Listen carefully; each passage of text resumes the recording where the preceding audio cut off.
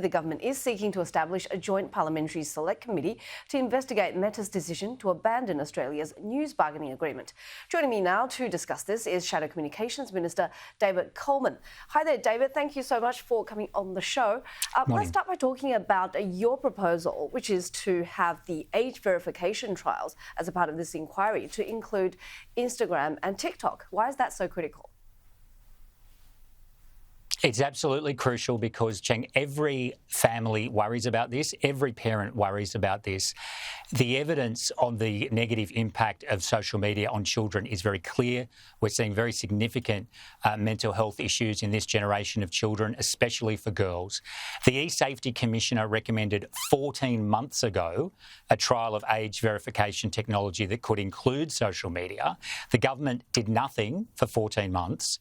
Last week, they said they would progress on the trial, but they haven't included social media. And Minister Rowland was actually asked this question just this morning and didn't respond to it directly because the reality is that little kids should not be on these platforms.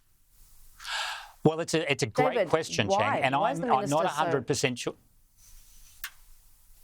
Yes, it's a very good question, and I don't know is the short answer. Why the minister took 14 months to act on this issue, I think is extraordinary. Why the announcement last week did not include social media, and why the minister is not saying that there will be a specified age for social media under this trial. This needs to happen. It's happening in the UK. It's happening in US states like Florida. And the time, frankly, for sort of, just talking about these issues is over.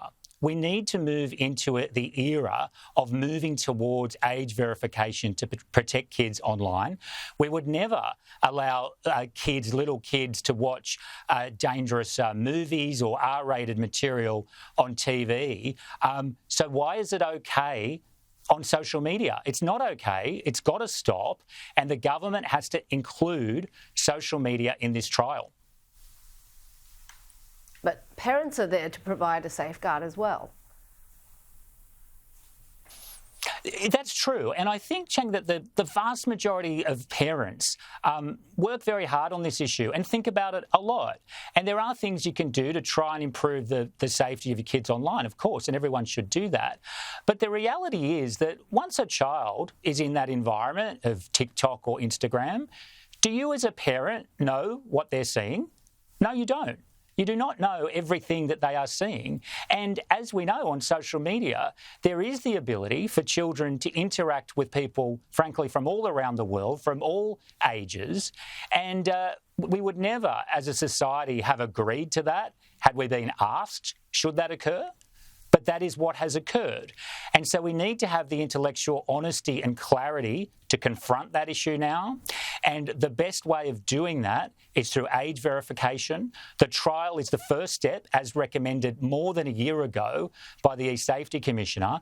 And the government needs to state clearly that it's going to do that. It's going to include Instagram. It's going to include TikTok. And frankly, get on with it, because the time for talking has really passed.